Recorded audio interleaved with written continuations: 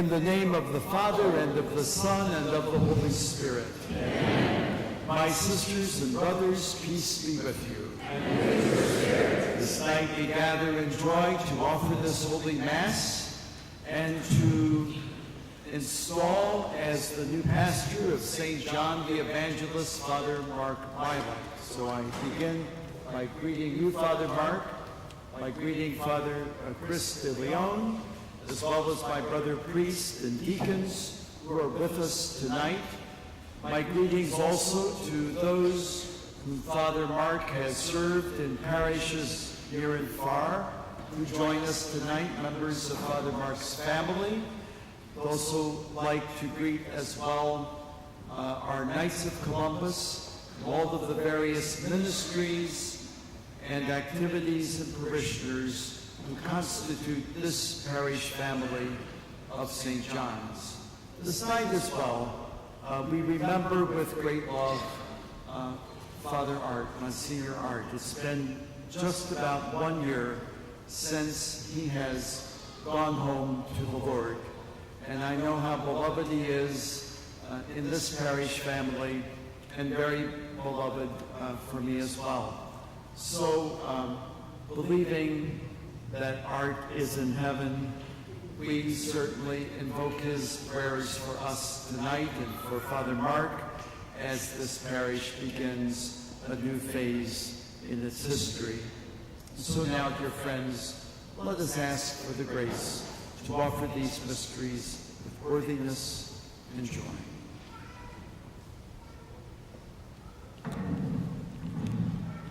Lord Jesus, you came to gather the nations into the peace of God's kingdom. Lord, have mercy. Lord, have mercy. Lord Jesus, you come in word and sacrament to strengthen us in holiness. Christ, have mercy. Christ, have mercy. Lord Jesus, you will come again in glory with salvation for your people. Lord, have mercy. Lord, have mercy. May Almighty God have mercy on us, forgive us our sins, and bring us to everlasting life. Amen.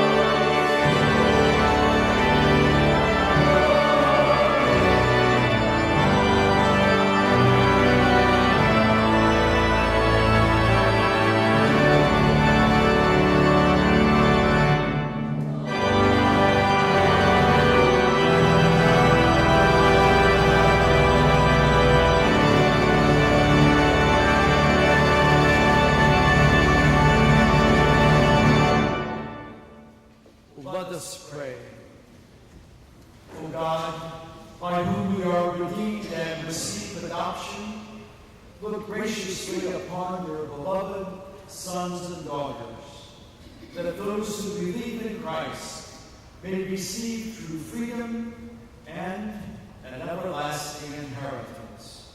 Through our Lord Jesus Christ, your Son, who lives and reigns with you in the unity of the Holy Spirit, one God, forever and ever.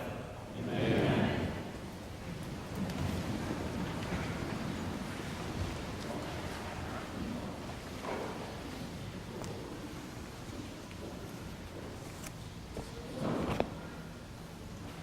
A reading from the Book of Wisdom.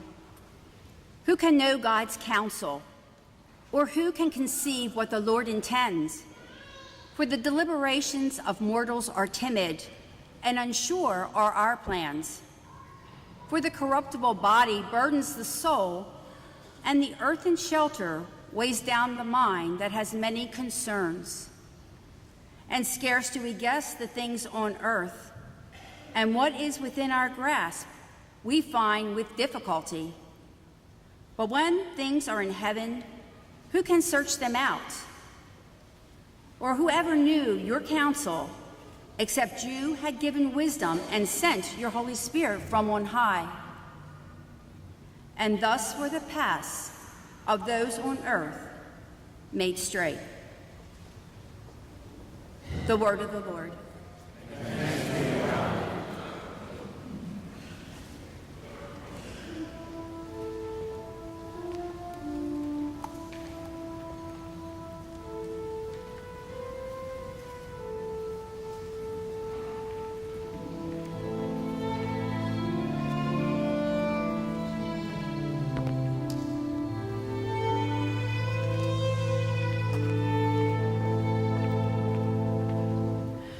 In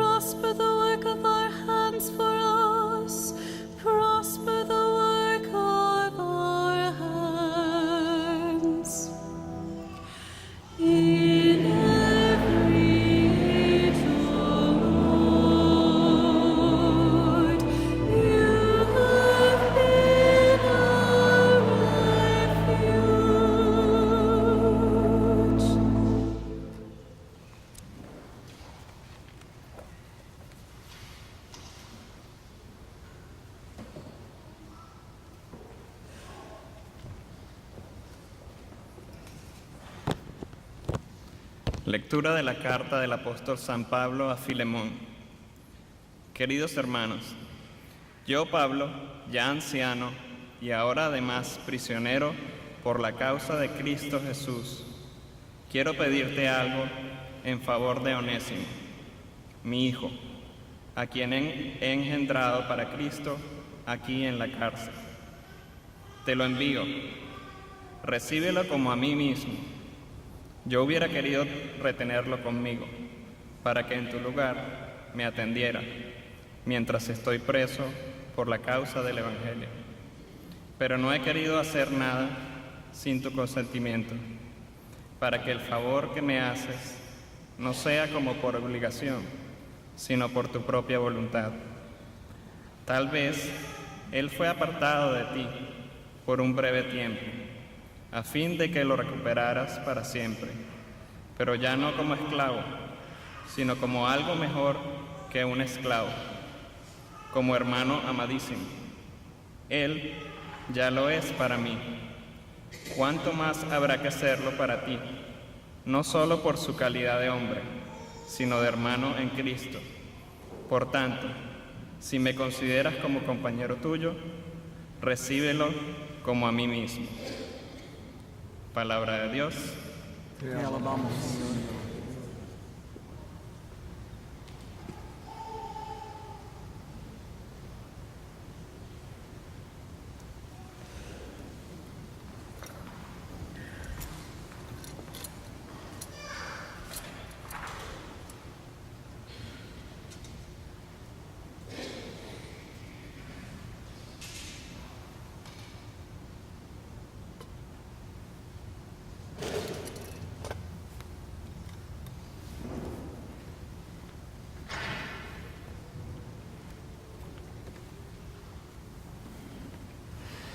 Archbishop, may I please have your blessing? The gospel of our Lord. In the name of the Father, and the Son, and the Holy Spirit. Amen.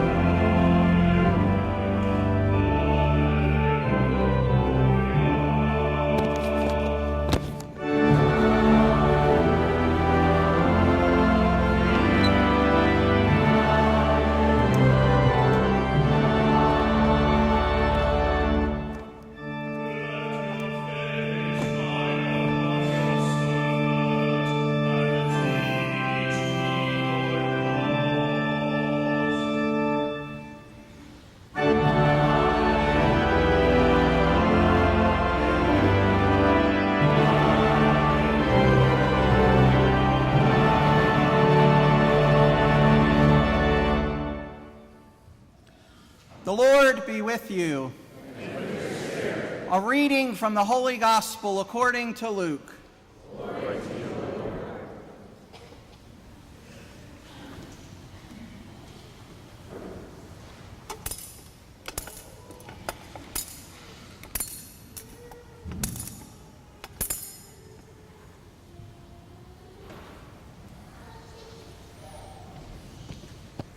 Great crowds were traveling with Jesus, and he turned and addressed them.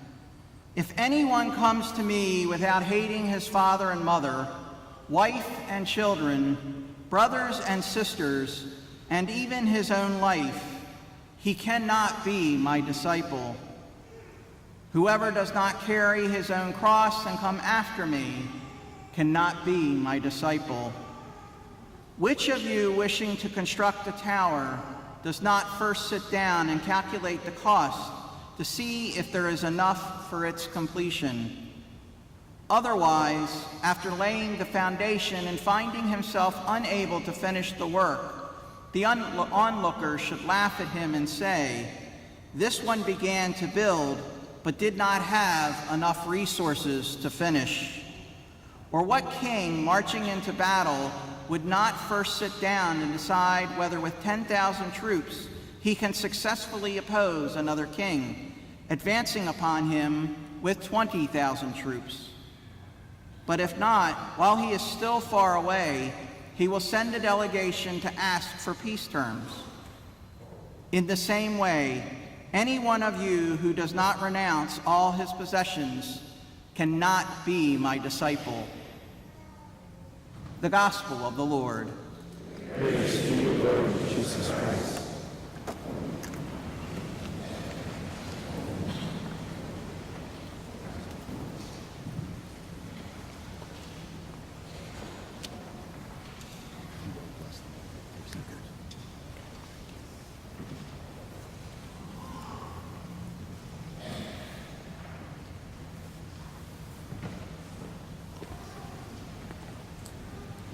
And so now, my dear people,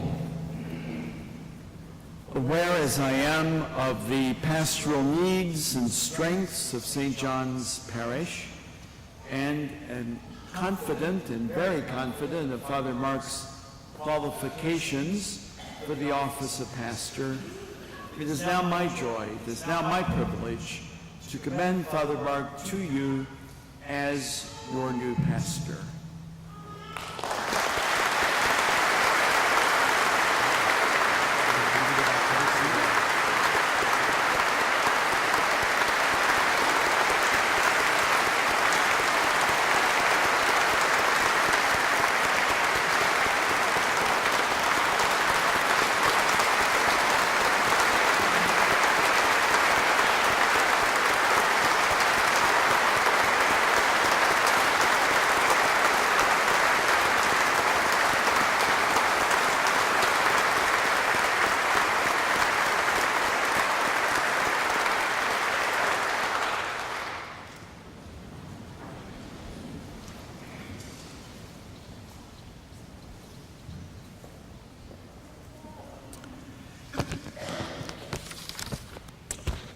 Dear friends in Christ, as it happens, Father Mark is being installed on the same weekend when Pope Francis canonizes Mother Teresa of Calcutta, and it's also the same weekend that Hurricane Hermine presses down upon the Atlantic coast. As it also happens, the Church provides us with a gospel reading appropriate to both of those events, a saint and a storm. In turn, those two events help us understand what we do here this evening in formally inaugurating Father Mark's service as your pastor. Hoping that I have intrigued you rather than confused you, let me hasten to explain how all of this fits together, not just in our heads, but also in our hearts. Let me begin by reflecting with you on the mission of your parish. St. John's is a wonderful parish with a beautiful church. It has a school that teaches the faith and builds character, while offering its students an excellent course of studies. St. John's has a large religious education program, resources for adult faith formation, outreach to the poor and for the unborn, and many forms of pastoral help for individuals and for families, as well as ministry for the young and young adults. St. John's Parish family also includes a large and growing Latino community and many, many opportunities for growth in the years that lie ahead. As parishioners, you come to your parish for many different reasons. You come for the spiritual nourishment offered by the Word of God and by the true presence of Christ in the Eucharist. You come for the forgiveness of sins and reconciliation with God and others.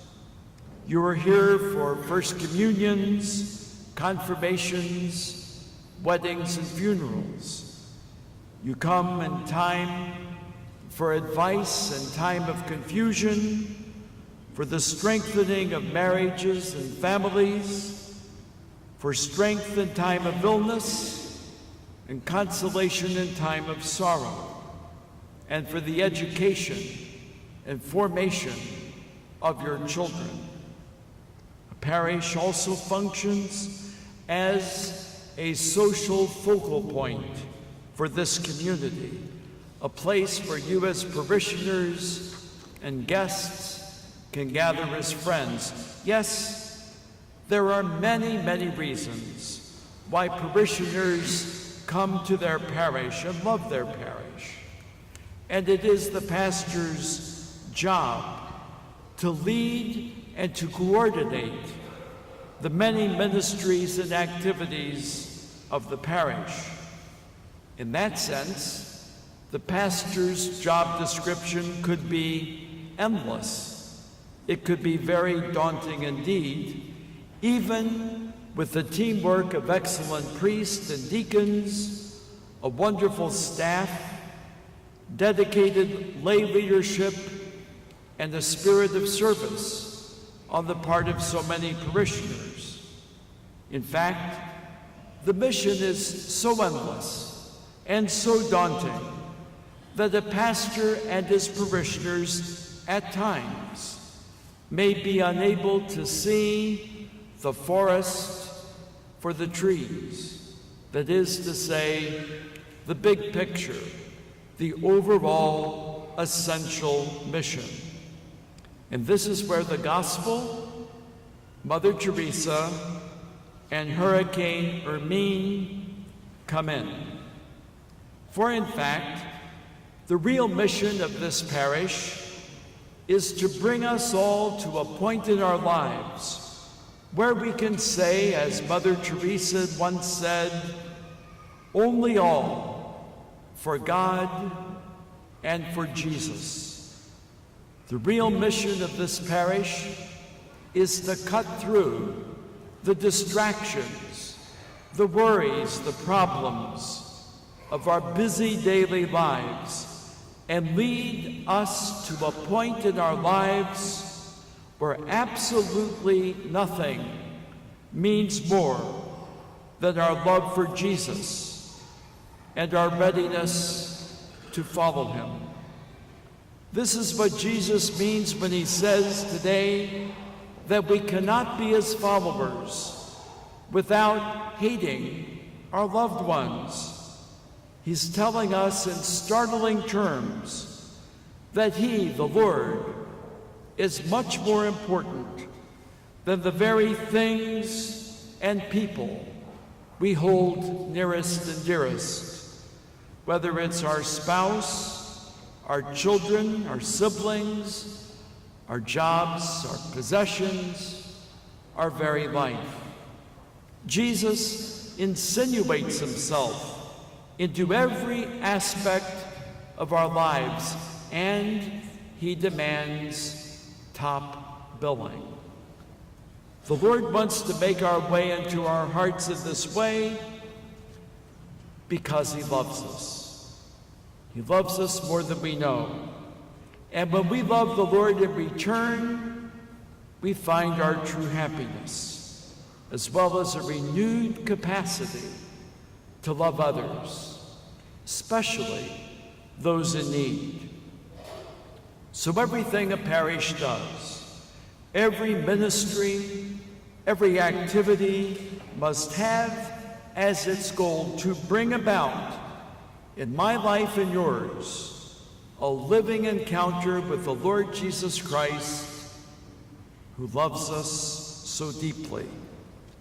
Of course, the Lord is present to us in word and sacrament, but often it is we ourselves who are absent or distant from the Lord. So the pastor and his co-workers walk with you, and you walk with one another toward a living encounter with Jesus Christ, opening your hearts to him in love, knowing that once you fall deeply in love with the Lord Jesus Christ, everything changes. Everything changes as it did for Mother Teresa.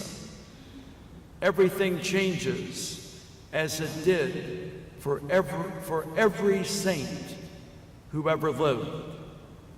Once we've encountered the Lord deeply and personally, then the things we once thought were important become less important. And the persons we overlooked because we thought they didn't measure up suddenly become very important in our lives. And that includes the poor and the vulnerable. This is precisely what happened in Blessed Mother Teresa's life. And it can happen in our lives, but not easily. Jesus tells us that if we would be his disciples, we must pick up our cross and we must follow him. The cross, it's at the center of our faith. It's at the center of discipleship, and it runs counter to all forms of human wisdom.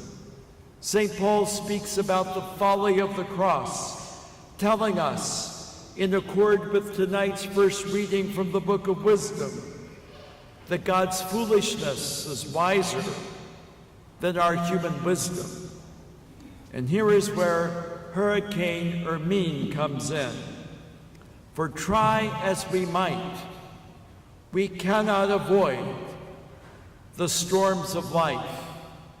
Try as we might, we cannot avoid upheavals in our lives or pain in our lives. And anything we want to do that is truly godly and truly worthy of our human dignity requires sacrifice and time, the giving of possessions, and the giving up of pleasure.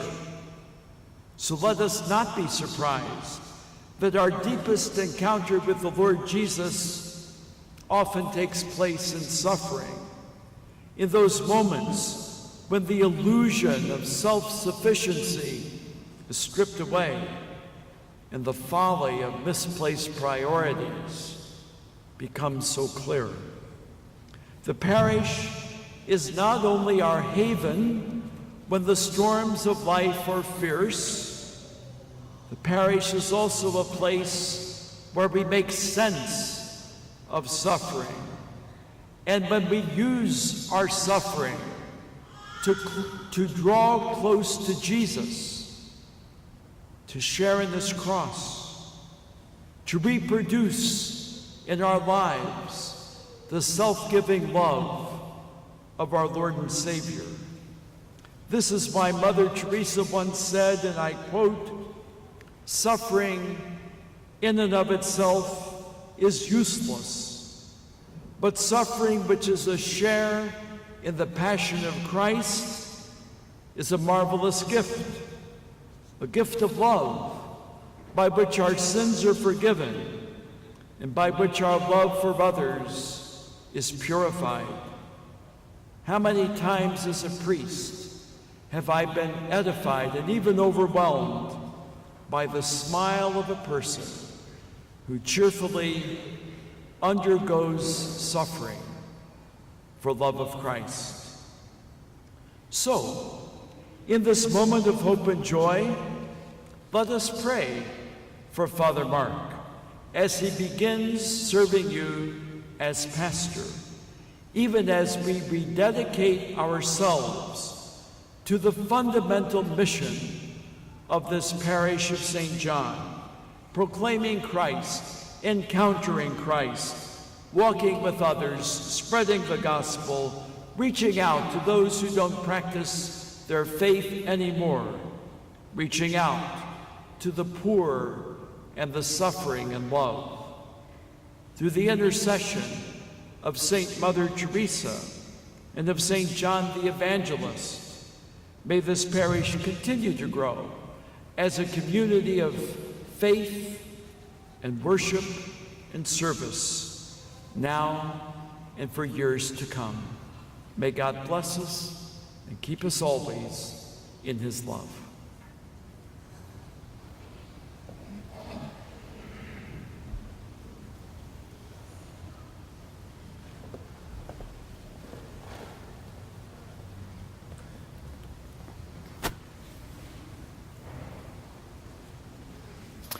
If now I could call forward, please, the parish clergy and staff.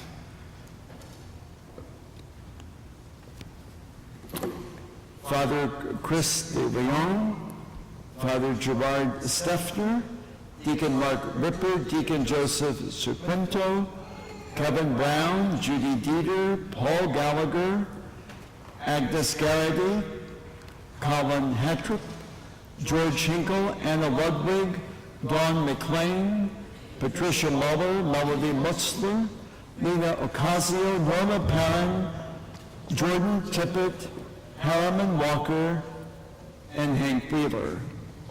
Father Mark, this your parish staff will assist you in the pastoral care of the people of your parish.